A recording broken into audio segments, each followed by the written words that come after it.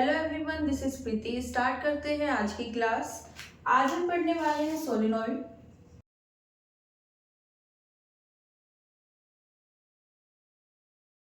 Solenoid basically होता क्या है, हमें एक वायर चाहिए होगा, ठीक है, और उस वायर को हेलिकल शेप में लेकर आना है। ओके, सपोज एक वायर है हमारे पास, मेटेलिक वायर, और हम उसे इस शेप में ले आते हैं। ओके, तो ये जो हमें मिला है इसे हम क्या बोलते हैं, सोलेनॉइड। ओके, सिंपल है। एक मेटल का वायर लेना है। मेटल का वायर क्यों ले रहे हैं, क्योंकि हम सोलेनॉइड को यूज करते हैं मैग्नेटिक फील्ड प्रोड्यूस करने के लिए। ओके, सोलेनॉइड हमें चाहिए होता है जिससे हम मैग्नेटिक फील्ड प्रोड्यूस कर सके। ये बहुत अच्छा सोर्स होता है, स्पेशली अगर हमें यूनिफॉर्म मैग्नेटिक फील्ड चाहिए। यूनिफॉर्म मतलब अगर हमने एक रीजन डिफाइन कर दिया, उस रीजन के सभी पॉइंट्स के पास सेम मैग्नीट्यूड और सेम डायरेक्शन हमें मिल जाएगी, किसकी, मैग्नेटिक फील्ड की। ओके, तो उसके लिए हम क्या यूज करते हैं, सोलेनॉइड।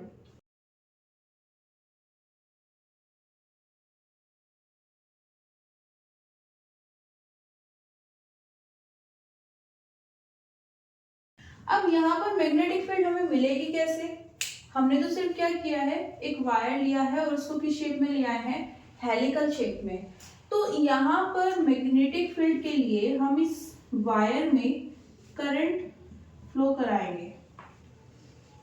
ओके, और हमें पता है कि जब किसी भी वायर से करंट फ्लो होती है तो उसके अराउंड, उस वायर के अराउंड क्या आ जाती है, मैग्नेटिक फील्ड। ओके, वही मैग्नेटिक फील्ड हम अपने पर्पस के लिए यूज करेंगे, जहां भी हमें जिस भी तरह से उसको यूज करना होगा।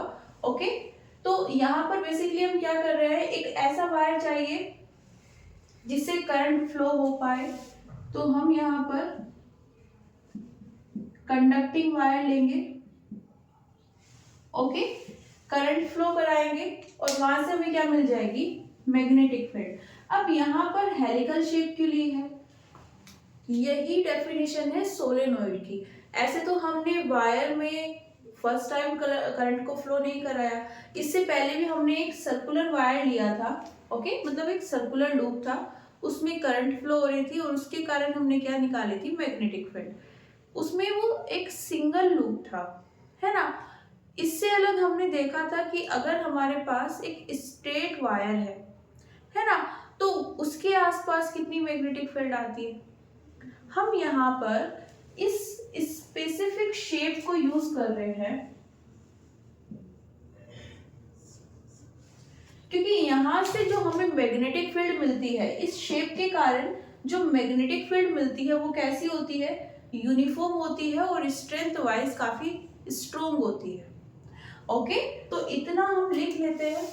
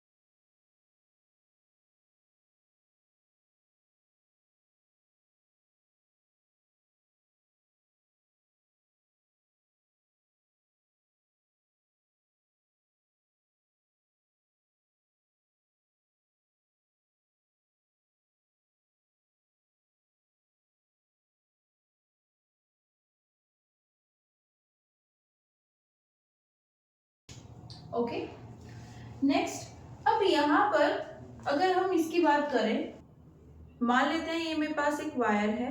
ओके, और इसे मैंने हेलिकल शेप में रैप कर दिया है ना। तो यहाँ पर ये मेरे पास क्या गए हैं, सर्कुलर टर्म्स। ओके, अब अगर मैं इस सोलेनॉइड को ऐसा वायर जो हेलिकल शेप में है हम क्या बोल देते हैं, सोलेनोइड। अब अगर मैं इस सोलेनोइड को यूज करना चाहती हूँ किसके लिए, यूनिफॉर्म मैग्नेटिक फील्ड प्रोड्यूस करने के लिए, तो यहाँ पर मुझे फर्स्ट थिंग क्या करनी चाहिए, इन सर्कुलर टर्न्स को फिक्स कर देना चाहिए, है ना।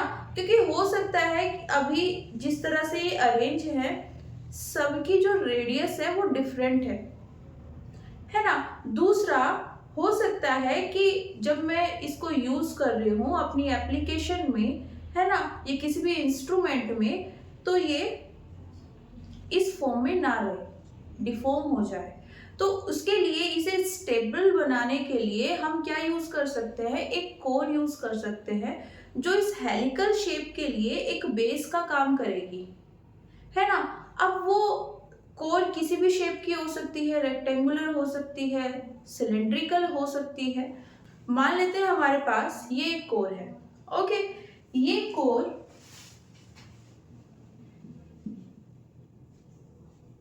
मेटेलिक भी हो सकती है और नॉन मेटेलिक भी हो सकती है, ओके। यहां पर हम नॉन मेटेलिक कोर के लिए बात करेंगे, मेटेलिक कोर के लिए हमारे पास नेक्स्ट चैप्टर है, वहां पर स्टडी करेंगे।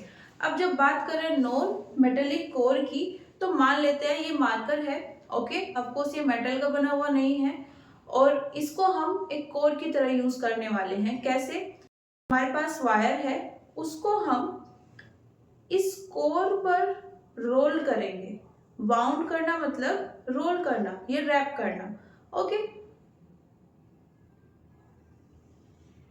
और ये जो हमें दिख रहे हैं ये क्या है, इसके सर्कुलर टर्न्स।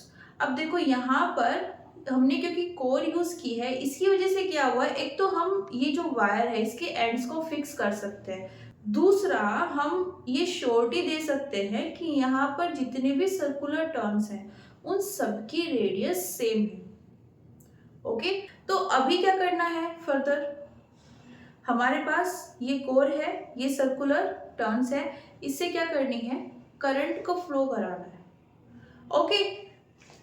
करा देते हैं करंट को फ्लो। मान लेते हैं ये मेरे पास एक टर्न है, ओके, दूसरा सर्कुलर टर्न ये है।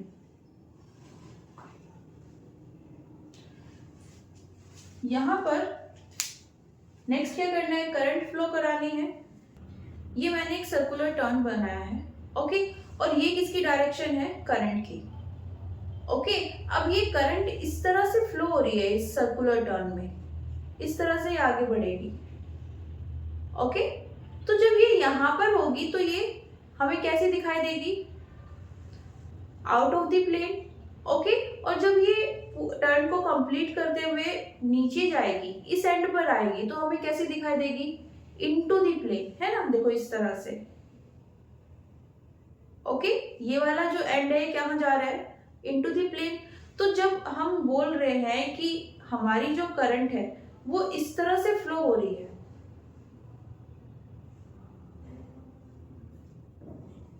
Okay, out of the plane, तो वो नीचे जाके कहाँ जाएगी, इनटू द प्लेन। तो यहां पर इसे कुछ इस तरह से डिनोट कर देते हैं। ये मैंने एक सिंगल सर्कुलर टर्न बनाया है बिल्कुल इस तरह का, ओके। और यहाँ पर क्योंकि ऊपर की साइड जो करंट है वो बाहर आ रही है इनटू द प्लेन, ओके। देखो वैसे तो वो सर्कुलर टर्न में ही फ्लो हो रही है, लेकिन जब वो इस पॉइंट पर आएगी, जो ये सबसे ऊपर का पॉइंट है, ये वाला पॉइंट है ना, जब वो यहाँ पर आएगी तो हमें कैसे लगेगा जैसे वो आउट ऑफ द प्लेन आ रही है ना। और जब वो अंदर जाएगी, ये जो सबसे डाउनवर्ड पॉइंट है ना, तो हमें लगेगा वो प्लेन के अंदर जा रही है। तो वहां पर हम इन नोटेशंस को यूज कर सकते हैं, ओके। अब यहाँ पर सेम इसमें क्योंकि वायर तो एक ही है ना, ओके, जितने भी टर्न्स हैं उसमें हमें करंट कहां पर आती हुई दिखाई देगी, ऊपर वाले पॉइंट्स पर बाहर आते हुए और नीचे वाले पॉइंट्स पर इनटू द प्लेन जाते हुए। तो ये हमारे पास दो टर्न है, इसमें करंट बाहर आ रही है, यहाँ पर अंदर जा रही है। अभी क्या करना है, मैग्नेटिक फील्ड प्रोड्यूस होगी। करंट तो हमने फ्लो करा दी, करंट के फ्लो होने से उसके अराउंड क्या जाएगी, मैग्नेटिक फील्ड। तो यहाँ पर मैग्नेटिक फील्ड की डायरेक्शन क्या होगी, ये हम ऑलरेडी पढ़ चुके हैं। हमारे पास एक इस तरह का सर्कुलर वायर था, सर्कुलर लूप बेसिकली, ओके। और उसकी एक्सिस पर हमने क्या निकाली थी, एक्सिस के किसी पॉइंट P पर मैग्नेटिक फील्ड, ओके। और उसके बाद यहां से तो क्या गया था, उसका मैग्नीट्यूड मैग्नेटिक फील्ड का। उसके बाद जब हम उसकी डायरेक्शन देख रहे थे तो हमें जो मैग्नेटिक फील्ड का पैटर्न मिला था वो कुछ इस तरह का था,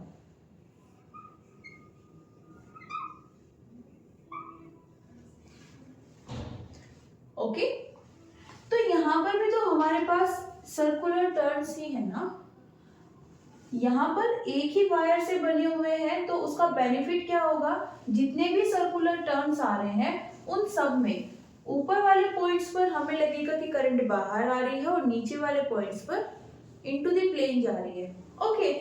सेकंड, इसके अकॉर्डिंग अगर हम मैग्नेटिक फील्ड की डायरेक्शन बनाए यहाँ पर इस तरह से, ये मैग्नेटिक फील्ड की डायरेक्शन इसके लिए ड्रॉ करें,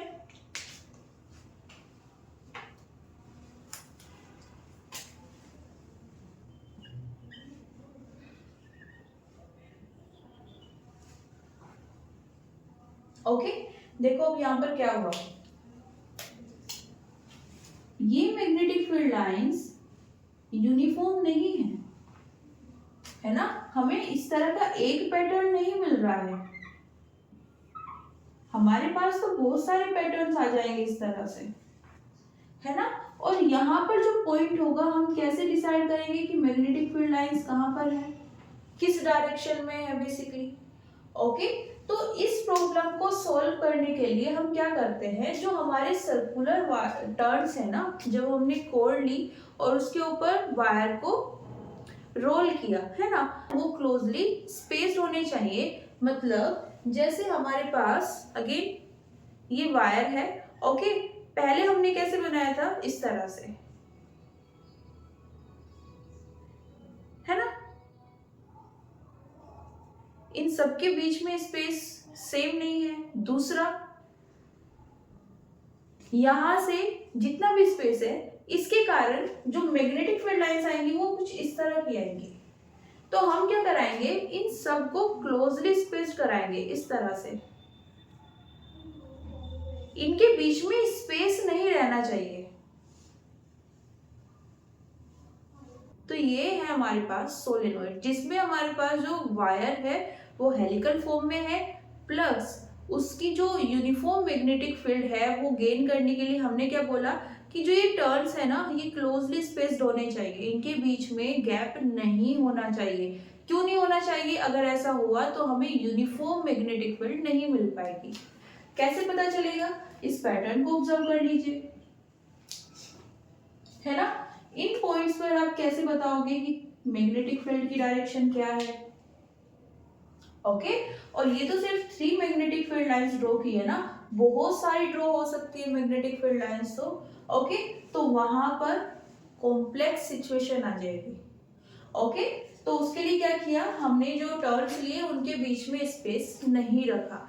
दूसरी चीज, हम यहाँ पर वायर ले रहे हैं, कंडक्टिंग वायर। सेकंड, हमने बोला कि उनके बीच में स्पेस नहीं होना चाहिए, सब वायर से करंट फ्लो हो रही है, तो यहाँ पर हमें वायर कैसा यूज करना होगा, इंसुलेटेड वायर, जिससे जब वो वायर टच हो एक दूसरे से तो वहां पर शॉर्ट सर्किट नहीं होना चाहिए, ओके। तो यहाँ पर सारे जो टर्न्स है वो क्लोजली स्पेस्ड होने चाहिए, प्लस में जो वायर है वो कैसा होना चाहिए, इंसुलेटेड। तो इस चीज को नोट कर लेते हैं।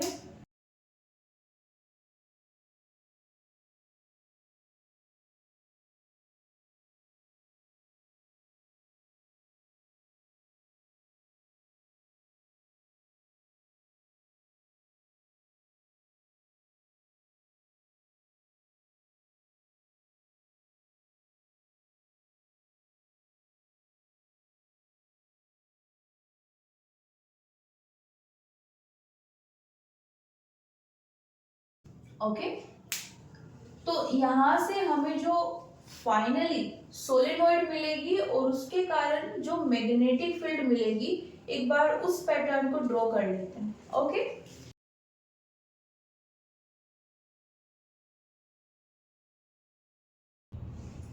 तो यहाँ पर ये जो ब्लैक लाइन आपको दिख रही है, ये बेसिकली हमारे पास कोर है। ओके, और यहाँ पर ये जो ब्लू है, ये हमारे पास सर्कुलर टर्न्स है।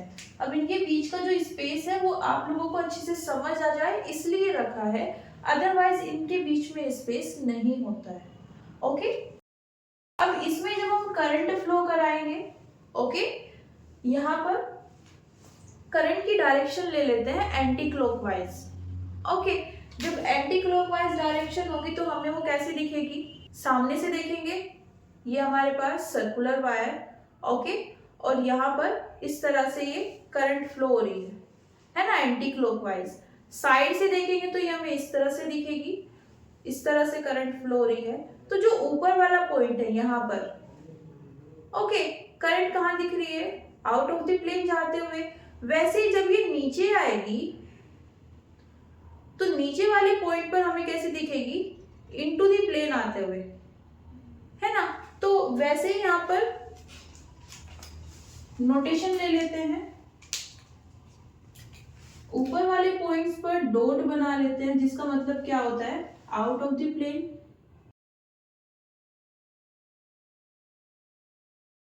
और यहाँ पर क्रॉस बना लेते हैं, मतलब इनटू द प्लेन। देखो नॉर्मली हम इस तरह से करंट को डिनोट करते नहीं है, इससे पहले भी हमने जो सर्कुलर लूप लिया था उसमें करंट थी, इस तरह से हमने शो नहीं किया था, है ना।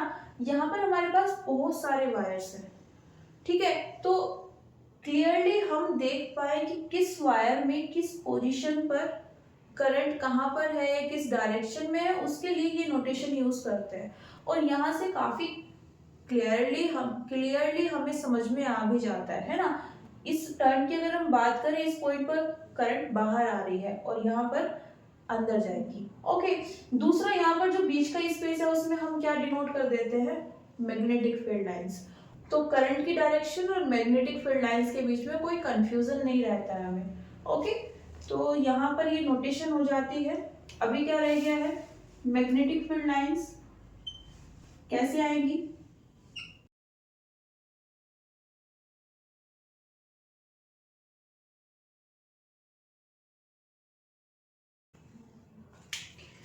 तो ये है हमारे पास final view of solenoid.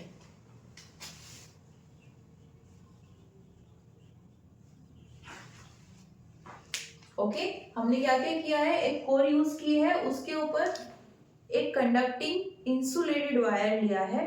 Okay, core कैसी है हमारे पास, नॉन मैग्नेटिक है, वायर कैसा है, कंडक्टिंग है और इंसुलेटेड लेयर के साथ में है। ओके, उसको किस शेप में रखा है, हेलिकल शेप में। जितने भी सर्कुलर टर्न्स अब हमारे पास आएंगे वो कैसे होने चाहिए, क्लोजली स्पेस्ड होने चाहिए। ओके, और यहाँ पर सर्कुलर और ये क्रॉस साइन हमें क्या बता रहे हैं, डायरेक्शन ऑफ करंट। और ये हमारे पास क्या गई है, मैग्नेटिक फील्ड लाइंस। देखो इस डायग्राम में और इस डायग्राम में कितना डिफरेंस है। यहाँ पर तो ये सब वायर्स अपना अपना पैटर्न ड्रॉ कर रहे थे, यहाँ पर क्या हुआ, जब ये सब पास में आ गए तो इस तरह से आप इसको समझ सकते हैं कि ये मैग्नेटिक फील्ड की डायरेक्शन को थोड़ा एडजस्ट करने लगते हैं, है ना। जिस डायरेक्शन में इसकी मैग्नेटिक फील्ड होगी उसी के अलाइन ये वाला सर्कुलर वायर अपनी मैग्नेटिक फील्ड को कर लेगा। मतलब यहाँ पर तो क्या है, सबकी मैग्नेटिक फील्ड अलग अलग जा रही है। इसको देखो, यहाँ पर ये डायरेक्शन है, इसके लिए जो आएगी ये डायरेक्शन है, ठीक है, सब मैग्नेटिक फील्ड की अलग डायरेक्शन है। तो यहाँ पर क्या हुआ, सबने सेम डायरेक्शन में खुद को अलाइन कर लिया। जितनी भी मैग्नेटिक फील्ड लाइंस थी इन सब की इंडिविजुअल, है ना, सारे सर्कुलर टर्न्स की इंडिविजुअल मैग्नेटिक फील्ड लाइंस थी, तो वे सब एक दूसरे के अलाइन हो गई और हमारे पास ये एक पैटर्न आ जाता है। यहाँ से हम मैग्नेटिक फील्ड डायरेक्शंस को इजीली चेक कर सकते हैं। ओके, अब सपोज मेरे पास यहाँ पर इसके एकदम सेंटर में एक पॉइंट है,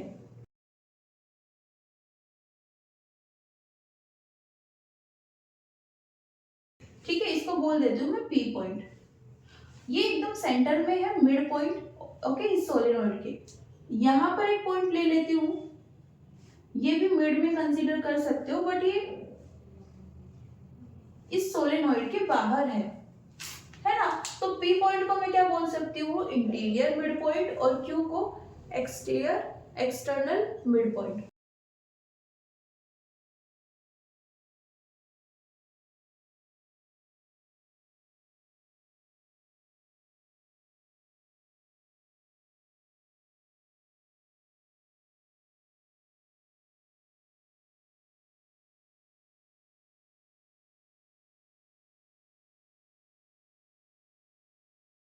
तो यहाँ पर P पॉइंट पर अगर हम डायरेक्शन चेक करें तो हमेशा कैसी रहती है, parallel to the axis of the solenoid, plus में स्ट्रॉन्ग है। स्ट्रॉन्ग हम क्यों बोल रहे हैं, देखो हम नॉर्मली बोल सकते हैं कि जब ज्यादा मैग्नेटिक फील्ड लाइंस पास हो रही हैं तो वहां पर क्या होगी, स्ट्रेंथ बढ़ जाएगी मैग्नेटिक फील्ड की। अब यहाँ पर जितनी भी मैग्नेटिक फील्ड लाइंस है P के आसपास, है ना, वो सब इसके पैरेलल होगी, मतलब लगभग कहां पर होगी, along the axis of solenoid, है ना। यहाँ पर मैंने इतनी क्लोजली ड्रॉ की नहीं है, हम इसको थोड़ा और क्लोज यहाँ पर मैग्नेटिक फील्ड लाइंस ड्रॉ करें तो वो चीजें हम देख सकते हैं, ठीक है। तो अलोंग द एक्सिस आ जाएगी, साथ में स्ट्रॉन्ग होगी और यूनिफॉर्म, मतलब सेम डायरेक्शन में।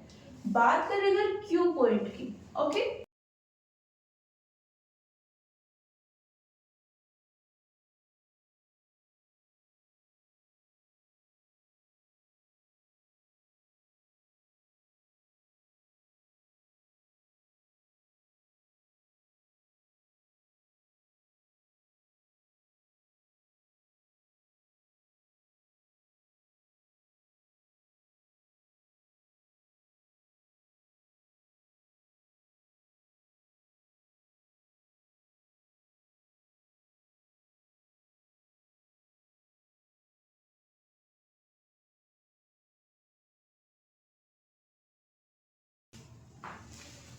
तो क्या बोला है यहाँ पर, जो मैग्नेटिक फील्ड होगी वो अप्रोक्सीमेटली क्या आएगी, जीरो आएगी। ये देखो आप यहाँ से देख भी सकते हो, ये हमारे पास क्यू पॉइंट है, ओके। यहाँ पर ये जो नीचे की साइड में जो मैग्नेटिक फील्ड लाइन बनी है इसकी डायरेक्शन कहाँ है, इस तरह से। इसके ऊपर जो मैग्नेटिक फील्ड लाइन बनी है वो कहाँ है, ऑपोजिट डायरेक्शन में। और ये हुआ क्यों, क्योंकि ये सर्कुलर लूप बन गया, है ना। ये जो मैग्नेटिक फील्ड लाइन है वो क्लोज हो गई, है ना, क्लोज लूप बन गई, इसलिए अपोजिट डायरेक्शन आई है। बट ओवरऑल हमें तो क्या देखना है, कितनी मैग्नेटिक फील्ड लाइंस है उसके अराउंड। तो मैग्नेटिक फील्ड लाइंस कितनी है, 2 है ना। अगर इसके थोड़ा क्लोज हम चेक करें, और दोनों की डायरेक्शन कैसी है, ऑपोजिट। थोड़ा सा रीजन को बड़ा करें तो ये वाला सर्कल भी देख सकते हैं, यहाँ पर भी कैसी है,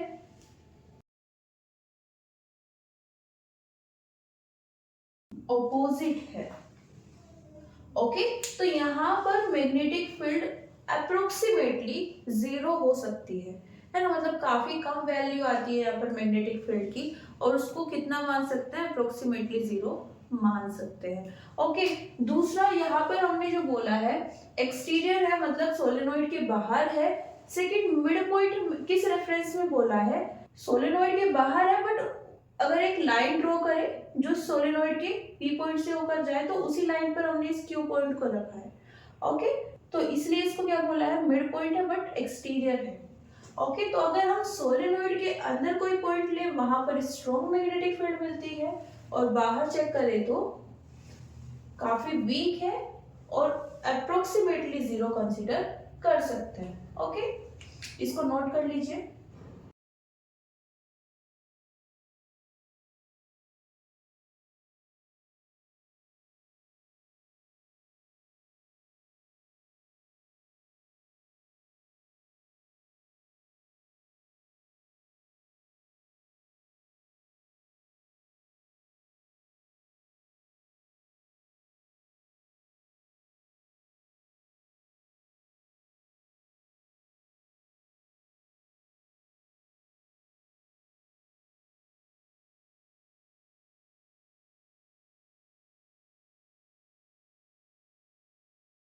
तो नेक्स्ट क्या है हमारे पास, सोलेनोइड। ऐसे तो हम किसी भी शेप का यूज कर सकते हैं, ओके।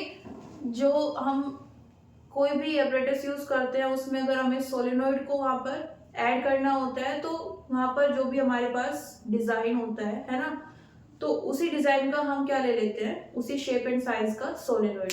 बट जनरली ओके, हम जो जिस शेप को हम यूज करते हैं वो कैसी होती है, सिलेंड्रिकल।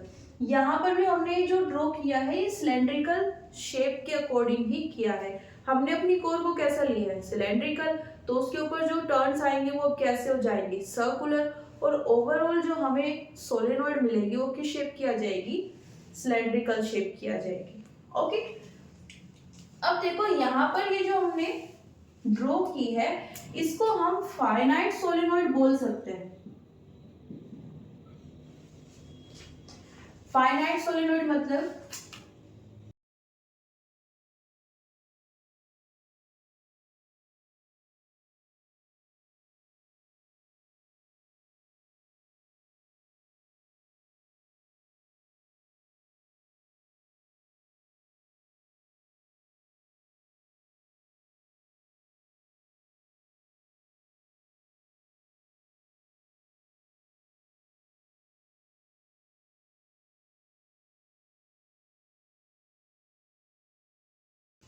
तो फाइनाइट लेंथ की जो सोलेनोइड होगी उसमें जो सोलेनोइड है उसकी लेंथ मतलब ये वाली, और जो हमने वायर को रोल किया है, रैप किया है, वहां पर जो उसके सर्कुलर टर्न्स हैं उनकी रेडियस आएगी, ओके।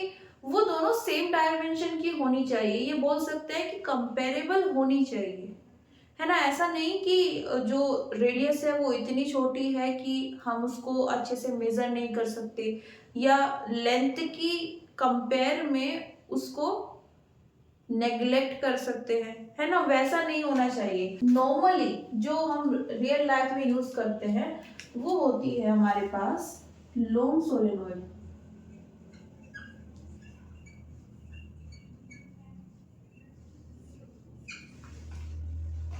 ओके। लॉन्ग सोलेनोइड मतलब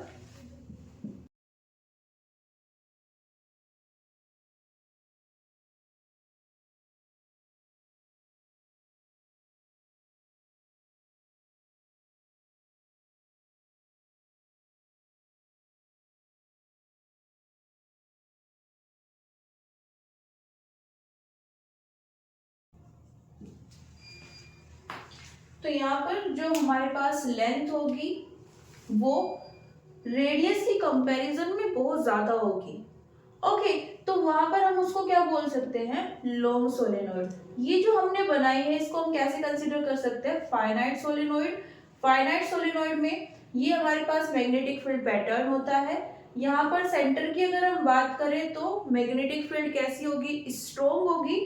और एकदम सेंटर के पॉइंट पर अगर हम चेक करें तो डायरेक्शन कैसी आएगी, along the axis of the solenoid.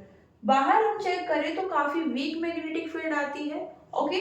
और साथ में उसको हम अगर मैग्नीट्यूड की बात करें तो अप्रोक्सीमेटली 0 मान सकते हैं, अप्रोक्सीमेटली, ओके। बात करें अगर लॉन्ग सोलेनोइड की, डायग्राम ड्रॉ कर लेते हैं उसके लिए। तो ये है हमारे पास लॉन्ग सोलेनोइड, ओके। और इसमें होता क्या है, in the case of long solenoid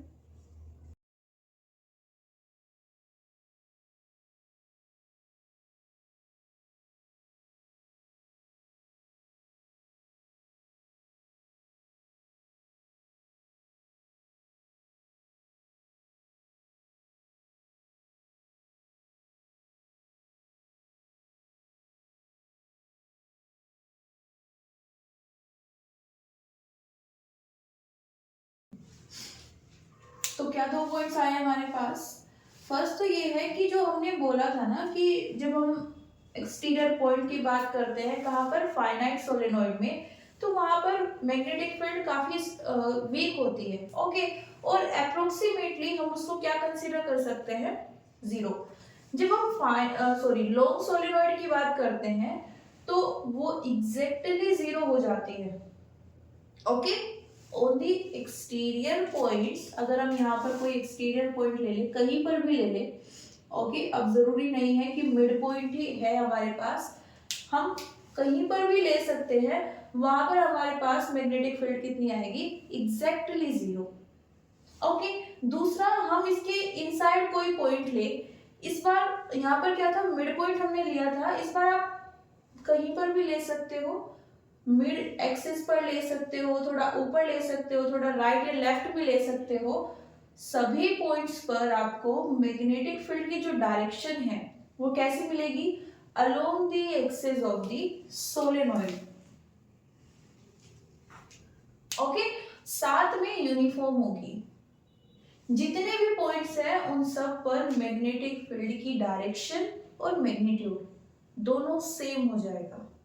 okay, और लॉन्ग सोलेनॉइड हमने डिफाइन क्या किया है कि इसकी जो लेंथ है, ओके, इस सोलेनॉइड की जो लेंथ है वो इसकी थिकनेस के कंपैरिजन में बहुत ज्यादा है। बेसिकली थिकनेस नहीं बोलना चाहिए, यहाँ पर जो सर्कुलर टर्न्स है उनकी रेडियस की कंपैरिजन में बहुत ज्यादा है। ओके, तो इसको नोट कर लीजिए। यहाँ तक हम क्या क्या कर चुके हैं, जनरली हम मैग्नेटिक फील्ड को डिफाइन कर चुके हैं, उसकी डायरेक्शन को देख चुके हैं, क्या क्या हम ऑब्जर्व कर सकते थे वो सब हम कर चुके हैं। अभी क्या करने वाले हैं, एक्सप्रेशन फाइंड करने वाले हैं। ओके, तो क्या करना है एक्सप्रेशन के लिए,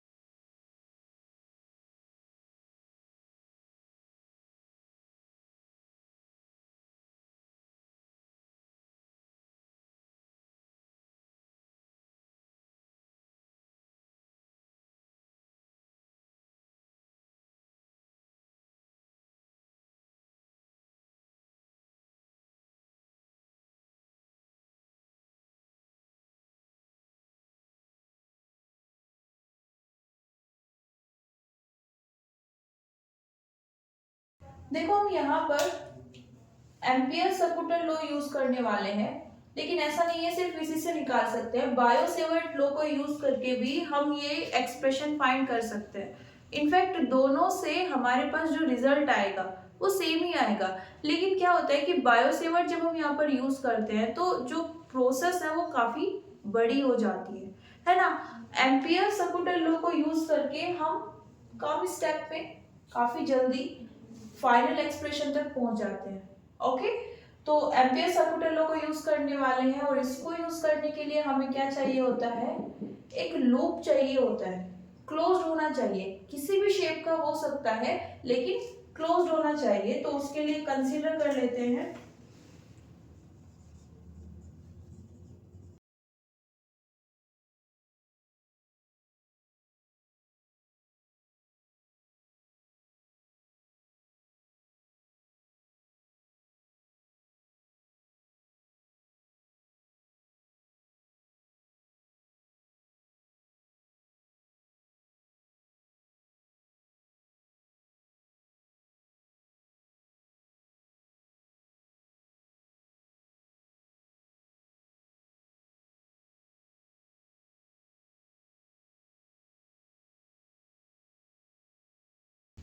तो यहाँ पर हमने ये एक रेक्टेंगुलर लूप ले लिया है। Okay,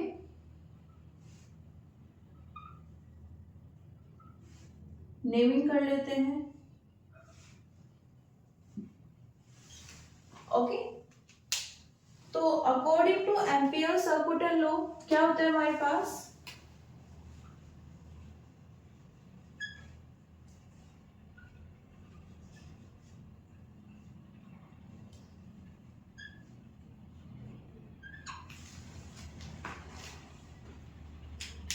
magnetic field. ओके, मान लेते हैं यहाँ पर जो मैग्नेटिक फील्ड है वो कितनी है, वेक्टर बी। ओके, और मैग्नीट्यूड कितना है, बी। ये डीएल क्या है, ये जो हमने रेक्टेंगुलर लूप लिया है इसका छोटा सा एलिमेंट। ओके, तो हमने मैग्नेटिक फील्ड ली है विद डायरेक्शन, इस रेक्टेंगुलर लूप का छोटा सा एलिमेंट लिया है डीएल, और उनका क्या कराया है, डॉट प्रोडक्ट। इसको अब इंटीग्रेट करेंगे तो जो रिजल्ट आएगा वो किसके इक्वल आएगा, म्यू नॉट आई ई। आई ई क्या है यहाँ पर,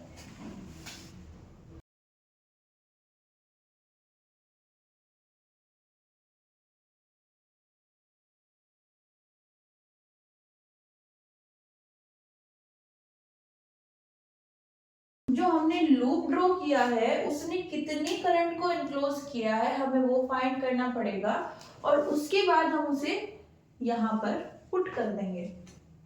ओके, तो करते हैं स्टार्ट। तो यहाँ पर क्योंकि हमारे पास रेक्टेंगुलर लूप है और रेक्टेंगुलर लूप में हमें अगर इंटीग्रेशन करना होगा तो लेंथ के वाइज करना होगा और हाइट वाइज करना होगा। ओके, तो हम इसको पार्ट्स में डिवाइड कर सकते हैं इस इंटीग्रेशन को। कैसे?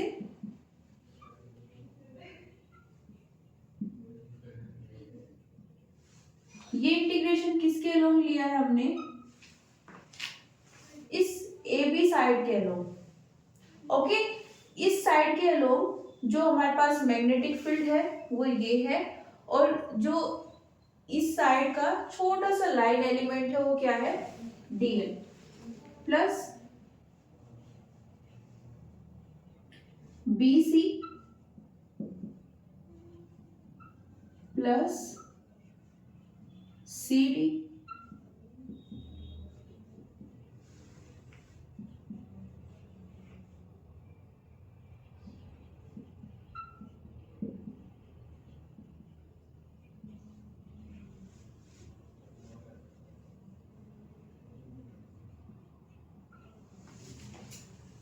ओके। सिमिलरली बाकी सब का भी ले लिया है। ओके, अब देखो अगर बात करें इस वाली साइड की, लॉन्ग सोलेनोइड की हम बात कर रहे हैं, और इसमें हमारे पास फर्स्ट रिजल्ट क्या होता है कि जो भी एक्सटीरियर पॉइंट्स है, जो एक्सटर्नल पॉइंट्स है, वहां पर जो मैग्नेटिक फील्ड होगी वो कितनी होगी, जीरो। बेसिकली अगर हम सोलेनोइड की बात कर रहे हैं, लॉन्ग सोलेनोइड की, तो हम ये कहना चाहते हैं कि हमारे पास सोलेनोइड के बाहर कोई भी पॉइंट आ जाए, उसके पास है या फिर उससे दूर है, मैग्नेटिक फील्ड एग्जैक्टली कितनी होगी, जीरो। तो अगर हम बात करें सीडी की, मतलब इसकी, यहां पर जो मैग्नेटिक फील्ड हमने लिखी हुई है वेक्टर बी, मैग्नीट्यूड कितना है, जीरो, तो ये पूरा प्रोडक्ट कितना हो जाएगा, जीरो। तो ये टर्म जीरो के इक्वल हो जाएगी। ओके, यहां पर बात करें ए डी और बीसी, यहां पर मैग्नेटिक फील्ड कैसी है, इस डायरेक्शन में। ओके, और अगर हम लाइन एलिमेंट लेंगे तो कैसे ले सकते हैं, सपोज मैंने ये लाइन एलिमेंट लिया, तो या तो मैं इस डायरेक्शन में कंसीडर करूंगी या फिर इस डायरेक्शन में। दोनों ही केस में एंगल कितना बन रहा है यहाँ पर, 90।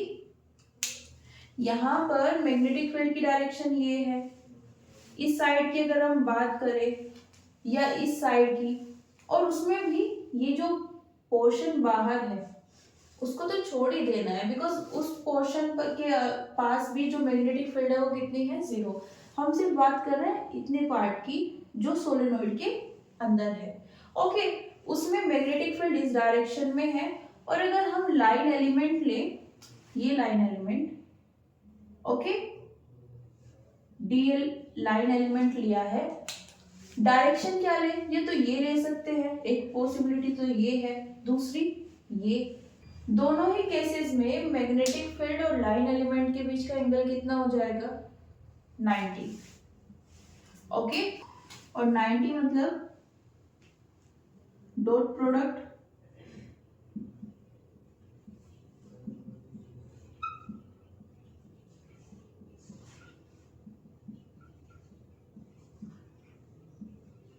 कितना हो जाएगा, जीरो। ओके, तो चलो इसे एक बार लिख लेते हैं।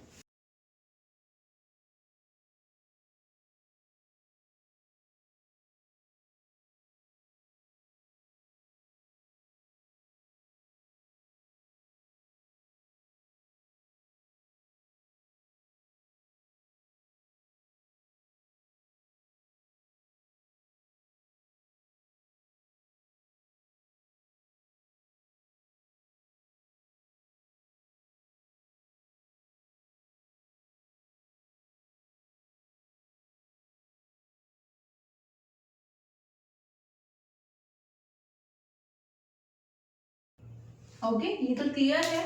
यहाँ पर सी डी कहाँ है, आउट ऑफ द सोलेनोइड, तो यहाँ पर मैग्नेटिक फील्ड कितनी आ जाएगी, 0। और मैग्नेटिक फील्ड ही 0 हो गई है तो ये पूरा जो डॉट प्रोडक्ट है वो कितना हो जाएगा, 0। ओके, बात करें अगर एडी और बीसी साइड की,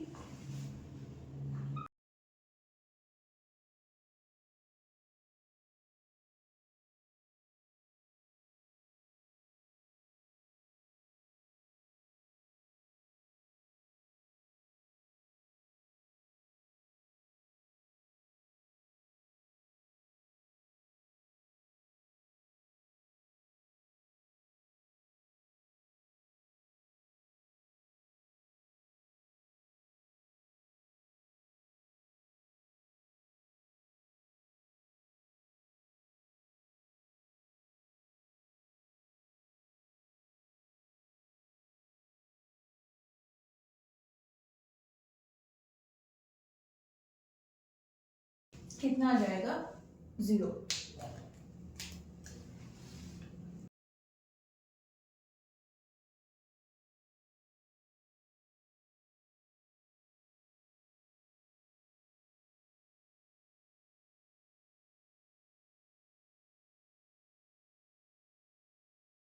ओके,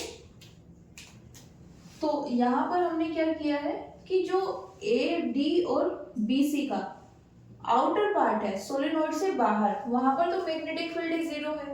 ओके, जो इनसाइड वाला पार्ट है, ओके,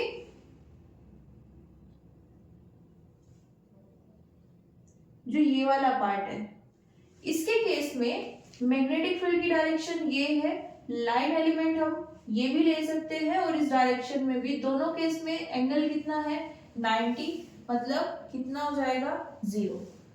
तो इन सब वैल्यूज को हम अगर यहां इक्वेशन 1 में पुट करें, देन क्या लिख सकते हैं,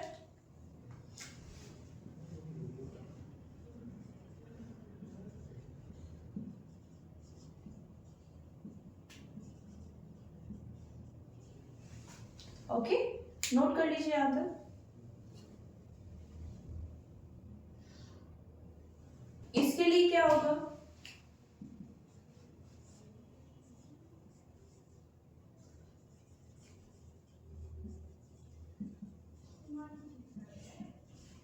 ओके, अब देखो cos थीटा को अगेन, ये हमारे पास क्या है,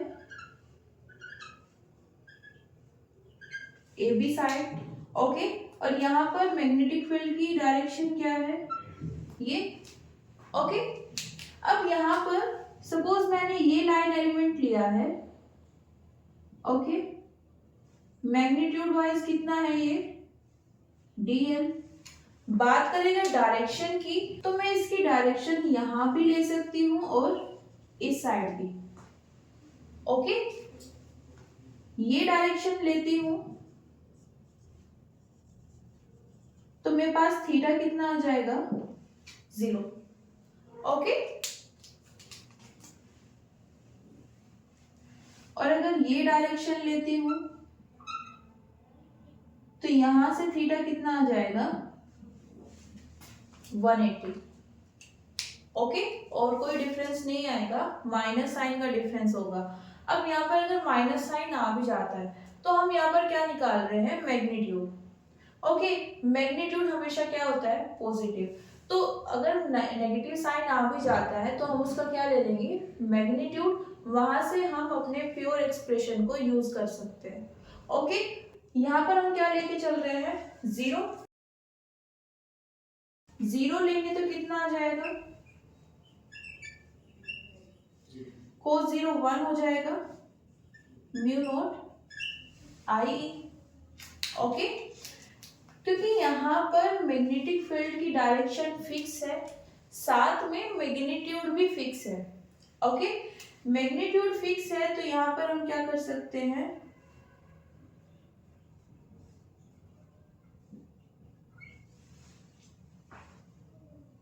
ओके,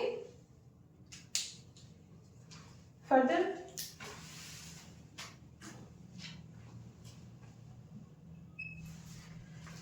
हमने यहाँ पर लेंथ कितनी ली है L और हाइट कितनी कंसीडर की है H। ओके, जब इसको इंटीग्रेट करेंगे इस साइड को, देन हमें क्या मिलेगा L।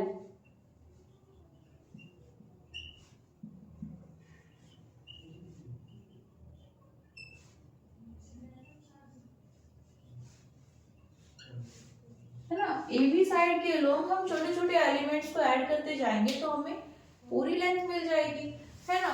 यहां से आगे क्या कर सकते हैं, आई इंक्लोज्ड कितना होगा, देखो मान लेते हैं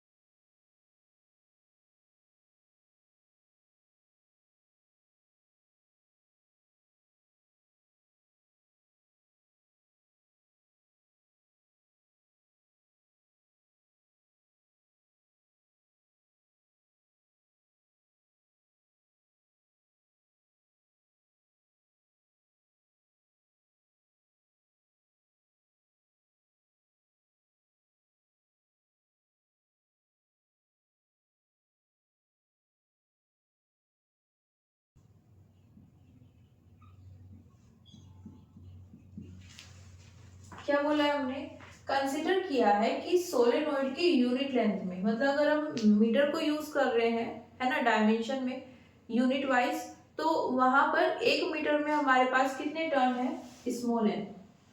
और हमने बोला कि जो हमारे पास लूप है उसके अंदर कितने टर्न्स है, उसने कितने टर्न्स को इनक्लोज किया है, कैपिटल है। ओके, और इसकी लेंथ कितनी है लूप की, L। तो यहां से 1 यूनिट लेंथ में स्मॉल n टर्न्स है।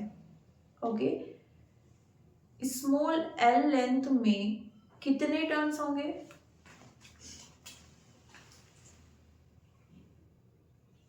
nn, है ना। यूनिट लेंथ में कितने टर्न्स हैं, इतने, l में कितने हो जाएंगे, इसको l से मल्टीप्लाई कर देंगे और वही क्या आ जाएंगे हमारे पास, नेट नंबर ऑफ टर्न्स। अब एक टर्न में कितनी करंट है, I, इतने टर्न्स में कितनी होगी,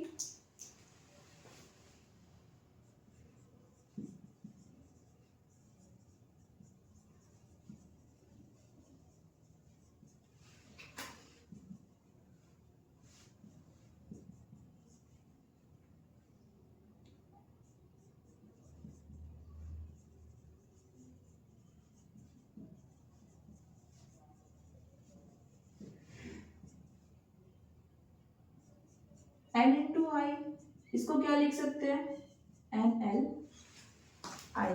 तो कैपिटल आई ई की जो वैल्यू आई है वो कितनी आनी है,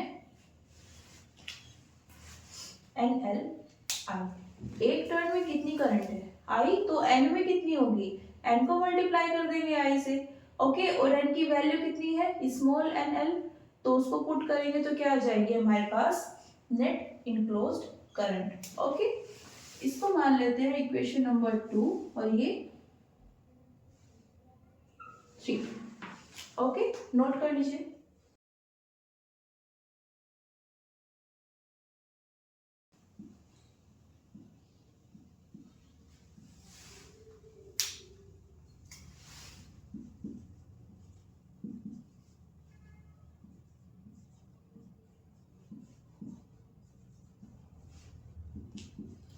एल से एल कैंसिल हो जाएगा, कितना आएगा,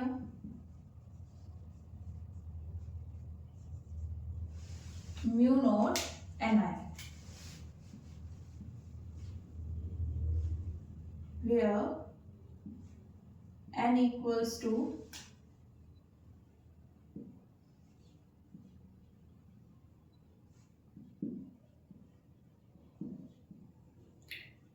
ये याद रखना, ये टोटल नंबर ऑफ टर्न्स नहीं है, ये यूनिट लेंथ में जो हमारे पास टर्न है वो है। ओके, तो ये यहाँ से हमारे पास एक्सप्रेशन आ जाता है। अब इस एक्सप्रेशन में देखो हमारे पास b कितना है, म्यू नॉट एन आई। जैसा हमने यहाँ पर कंसीडर किया कि मैग्नेटिक फील्ड कांस्टेंट है, तो वो बाहर हमने रख ली, कहाँ से, इंटीग्रल से बाहर। अब यहाँ पर चेक करो, क्या यहाँ पर कोई पोजीशन आई है? अगर हम यहाँ पर कोई पॉइंट ले और उस पर मैग्नेटिक फील्ड चेक करना चाहें इनसाइड द सोलेनोइड, तो क्या यहाँ पर कोई डिस्टेंस है? नहीं है, है ना। मैग्नेटिक फील्ड अगर हम सोलेनोइड की बात कर रहे हैं, पोजीशन पर डिपेंड नहीं करती, हमें यूनिफॉर्म मैग्नेटिक फील्ड मिलेगी। जितना भी सोलेनोइड का रीजन है उसमें सेम मैग्नेटिक फील्ड होगी, same direction, same magnitude. Okay, इसीलिए हम बोलते हैं कि जो हमारे पास सोलेनोइड है वहां से हमें कैसी मैग्नेटिक फील्ड मिलती है, यूनिफॉर्म मैग्नेटिक फील्ड। ओके, तो ये इसका एक्सप्रेशन। साथ में अगर हम नंबर ऑफ टर्न्स को बढ़ा दें, है ना, तो मैग्नेटिक फील्ड बढ़ जाएगी।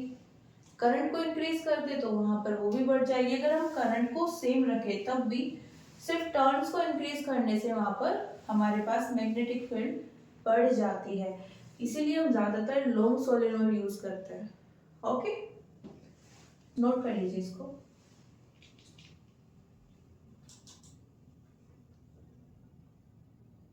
देखो यहाँ पे ऐसा नहीं है कि ये सर्कुलर लूप नहीं बनाएगी, ये हमने लॉन्ग सोलेनोइड ड्रॉ की है यहाँ पर, तो फिर भी आपको यहाँ पर जो इसकी रेडियस है वो काफी बड़ी दिख रही है, बट जो एक्चुअली में होगी उसकी रेडियस काफी छोटी होती है एज कंपेयर टू लेंथ।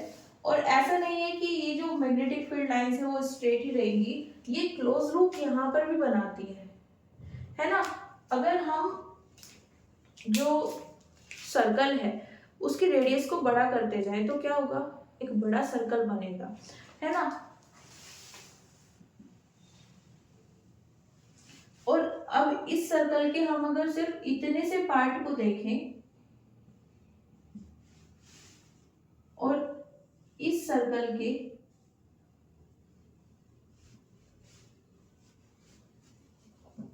इस पार्ट को देखें, कौन ज्यादा कर्विकल है, ये ज्यादा कर्विकल है। तो अगर हम रेडियस बढ़ा रहे हैं तो हमारे पास जो ये कर्वेचर है, जो कर्विकल पोर्शन है वो कम होता चले जाएगा। इसका मतलब ये नहीं है कि वो सर्कल नहीं बनाएगा, लेकिन उसका सर्कल बहुत बड़ा होगा, है ना। तो यहाँ पर जो लॉन्ग सोलेनोइड होती है वहां पर जो मैग्नेटिक फील्ड लाइंस है वो भी क्लोज लूप बनाएगी, ये उनकी नेचर है। ओके, बट क्या होगा कि यहाँ पर जो क्लोज लूप बनेंगे वो एक बड़े लेवल पे बनेंगे, है ना।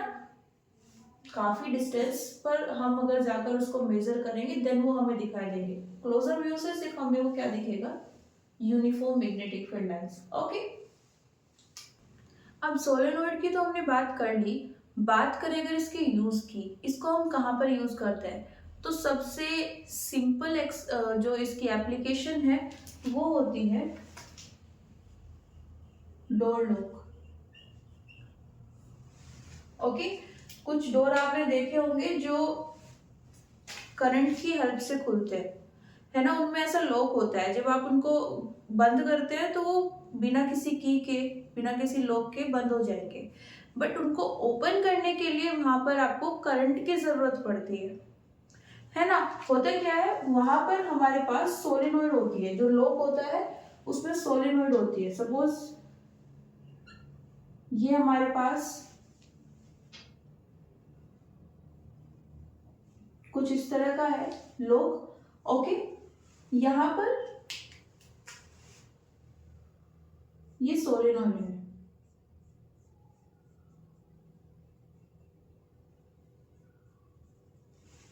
जब यहां पर आप इसको क्या प्रोवाइड कराओगे, करंट,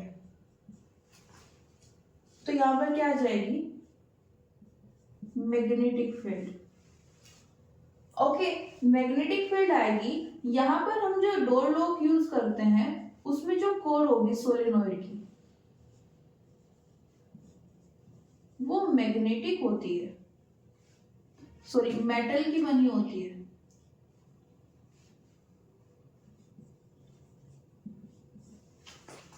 ओके, डोर लॉक्स में जो हम सोलेनोइड यूज करेंगे वहां पर जो कोर होगी वो मेटेलिक कोर होगी। जब आप उस सोलेनोइड को करंट प्रोवाइड कराओगे देन क्या होगा, ये जो कोर थी जब आप डोर को बंद करते हो ये इसके अंदर चली जाती है और गेट लॉक हो जाता है। ओके, द मोमेंट आपने करंट फ्लो कराई यहाँ पर मैग्नेटिक फील्ड आती है। तो क्योंकि ये मेटेलिक है, ओके, तो ये कोर मैग्नेटिक फील्ड की डायरेक्शन में मूव करने लगती है। मैग्नेटिक फील्ड की डायरेक्शन ये है, देन ये यहाँ पर देखो ये इस तरह से था, ये इस डायरेक्शन में मूव करने लगेगी।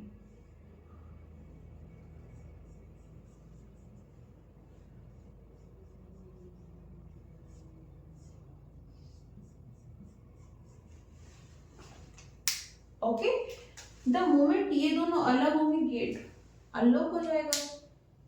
तो यहाँ पर क्या है, कुछ डोर्स में हम ऐसे लॉक यूज करते हैं जिनको खोलने के लिए हमें करंट की जरूरत पड़ती है ना, और उसमें मोस्ट ऑफ द केसेस में क्या होता है हम सोलेनोइड को यूज करते हैं। सोलेनोइड में हमने यहाँ पर जो पढ़ा है, जो हमने डेरिवेशन किया है, उसमें जो हमारे पास कोर थी वो नॉन मेटेलिक थी। यहाँ डोर लॉक्स में जो हम कोर यूज करते हैं वो मेटेलिक कोर यूज करते हैं। ओके, कोर पर जब हम वायर्स को वहां पर वाउंड करते हैं, रोल करते हैं और उसमें करंट फ्लो कराते हैं। ओके, तो करंट फ्लो होने से वहां पर मैग्नेटिक फील्ड आएगी और मैग्नेटिक फील्ड की प्रेजेंस में एक मेटल मैग्नेटिक फील्ड की डायरेक्शन में मूव करने लगती है।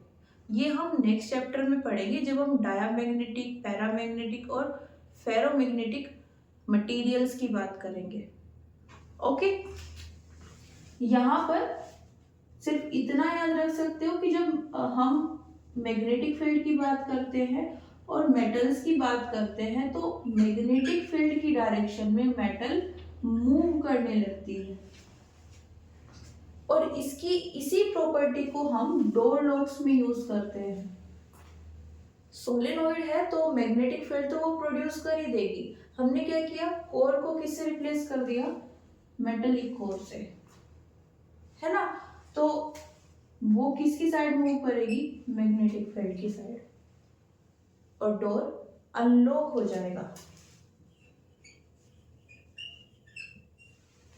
लॉक करना है वो तो नॉर्मली हो ही जाएगा, आप थोड़ा सा फोर्स लगाओगे वो बंद हो जाएगा, बट उसको अनलॉक करने के लिए आपको ये पूरा प्रोसेस करना पड़ेगा। ये लॉक है, अनलॉक करने के लिए आपको यहाँ पर ये जो कोइल है, ये जो कोर है, इसको इस साइड मूव कराना पड़ेगा।